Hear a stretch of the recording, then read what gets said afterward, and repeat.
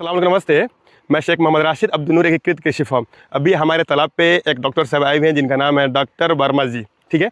अब वहाँ से हम एक दो टीम बात पूछना चाहता नहीं। हमारा तालाब में है ना कि कुछ समस्या है जो हम लोग समझते थे कि वो डेड प्लांटन है, बट वो डेड प्लांटन नहीं है। आज हमें जाकर कंफर्म हुआ है कि वो सल्फ़र है। सल्फ़र के बारे में इनसे हम कुछ एक दो सवाल पूछना चाहते हैं कि अगर वो क्या है। अब उनको हमसे बेटर उनको पता है क्योंकि इस लाइन में वो शायद पीएचडी कर चुके हुए हैं, ठीक है। तो उनसे एक दो टीम हम सवाल करते हैं। नमस्ते। नमस्ते। इसमें क्या हुआ है? इसमें जो है ना आपका जो माइक्रोन्यूट्रिएंट जो बैलेंस में होना चाहिए है ना, सभी चीज़ का जितना तत्व है ना वो बैलेंस में होना चाहिए, वो बैलेंस में नहीं है। इसमें सल्फर का मात्रा ज़्यादा बनेगा तो विषाक्त गैस ज़्यादा बनेगा। अच्छा। जो गैस है ना जी। गैस ज़्यादा बनेगा। अभी जो आपका सिम्टम है तालाब में यह सिम्टम आता है प्रायः बहुत पुराने तालाब में, जो बहुत सारा तालाब पुराना हो जाता है, कीचड़ सड़ता है, उसका गलता है, तो उसमें क्या है कि आपका सल्फर का मात्रा ज़्यादा बढ़ता है। ये तो पिछले साल हम ऑलरेडी सुखा चुके थे। हाँ, सुखाने के बाद फिर भी आया है। फिर भी आपके तालाब में आया है ना। तो या तो यहाँ का मिट्टी में है ना, या ऑलरेडी जो खाना आप दे रहे हैं तो खाना में तो सिर्फ आप खली खिला रहे हैं, एक्स्ट्रा कुछ नहीं दे रहे हैं, है ना, तो खली से वो नहीं बढ़ेगा। लेकिन कहीं ना कहीं मिट्टी का ही फर्क है। या आप डीएपी अगर यूज करते हैं तो डीएपी जैसे कि 1846 आपका है ना, उसमें सल्फर है ऑलरेडी, जमीन में भी सल्फर ज्यादा है, ठीक है ना, दोनों में है। तो सल्फर अगर ज्यादा है और फिर सल्फर आप दे दिए तब भी होगा।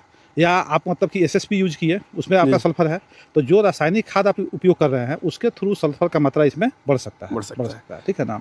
इसका उपाय यही है ना। पहला तो रासायनिक खाद का प्रयोग कम कीजिए, कम करना होगा। रासायनिक खाद का प्रयोग नहीं कीजिए अभी, है ना। पानी में प्लांटर बनाने के लिए बहुत सारा विधि है, तो उसको रोक करके अभी।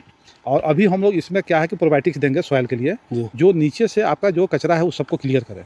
जो ये हमारा जो सल्फर है ये खत्म हो जाएगा। सल्फर बनाने वाला जो है ना उसको, उसमें बैक्टीरिया जाएगा जो सल्फर को खा जाएगा। सल्फर बनना नहीं बंद होगा, है ना, जो बैक्टीरिया है वो खा जाएगा, ठीक है ना। आज जो भी और भी एक्स्ट्रा जो विषाक्त गैस है उसको खत्म कर देगा, तालाब आपका स्वस्थ हो जाएगा। जो फिलहाल अब जो हमारा हरा जो दिख रहा है ये खत्म हुआ कि नहीं? खत्म होगा तभी तो आपको पता चलेगा आंख से कि मतलब ठीक हुआ हरा, है ना।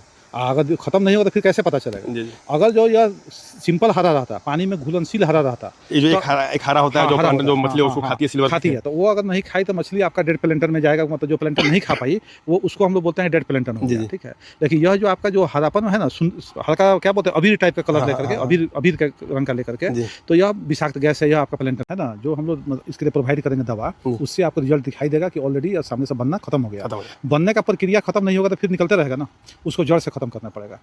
तालाब का जब भी कीचड़ आपका बदबू देने लगे, है ना, तो आप समझ लीजिए ऊपर का प्रॉब्लम नहीं है, मिट्टी का प्रॉब्लम है। मिट्टी का प्रॉब्लम है, ये प्रॉब्लम आपका मतलब पानी का भी नहीं है। पानी का पैरामीटर चेक कीजिएगा, आपका सिर्फ नॉर्मल आएगा, पानी के पैरामीटर में कोई प्रॉब्लम नहीं रहेगा। ये जब बढ़ेगा, बहुत ज़्यादा बढ़ेगा, है ना, तब मछली के गलफर में जाके जब फंसेगा, गिल में जाके, तो प्रॉब्लम ज़्यादा करेगा, मछली मरेगी। इसी में एक हम मछली पकड़े हुए थे जो उसका गिल्स वाइट हो गया एक तरह सड़ा हुआ था, ठीक है। बट उसके बाद वही एक लास्ट ही मछली निकला हुआ था, उसका वीडियो बनाकर हम डाले थे और पंकज सर को भी हम भेजे हुए थे। तो उसके बाद दोबारा नहीं निकला, मैं उसको ट्रीटमेंट भी नहीं किया, अल्हम्दुलिल्लाह अभी तक नहीं निकला। कोई दिक्कत नहीं है ना। अभी आपका तालाब मतलब कि सुधार योग्य स्थिति में है, कंडीशन बिगड़ा नहीं है ना। दवा चलाइए, एकदम 100% ठीक होगा। क्या होता है कि नया किसान के लिए आप क्या राय देना चाहते हैं? जो भी हमारा वीडियो देख रहा है नया किसान भाई, तो उनको आप लोग क्या राय देना चाहते हैं? उसके लिए क्या है कि संतुलित आहार का प्रयोग कीजिए, है ना, ठीक है। संतुलित आहार का प्रयोग कीजिए और रासायनिक खाद का प्रयोग जहाँ तक संभव हो कम से कम कीजिए, है ना।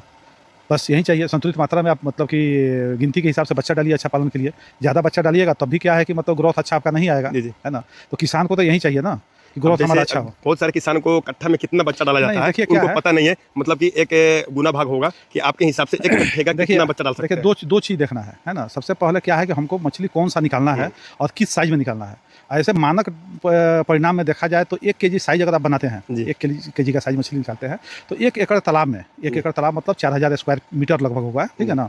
तो उसमें क्या है कि आप 4000 मतलब की मछली डाल सकते हैं, आईएमसी का, सभी जात का मिला करके, 6 जात जो आप डालते हैं उसको मिक्स करके, है ना।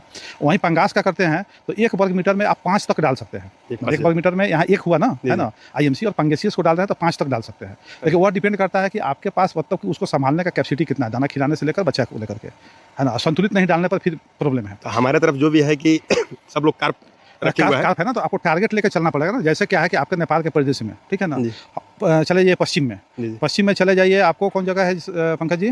आपका जहाँ पर छपिया। छपिया, तो वहाँ पर सिल्वर मछली का सेल ज़्यादा है, जल्दी हो भी जाता है। तो वहाँ पर क्या है, उस अनुपात में लोग क्या है कि मतलब कि सिल्वर ज़्यादा डालेंगे तो बाकी मछली कम होगा, जी। है ना।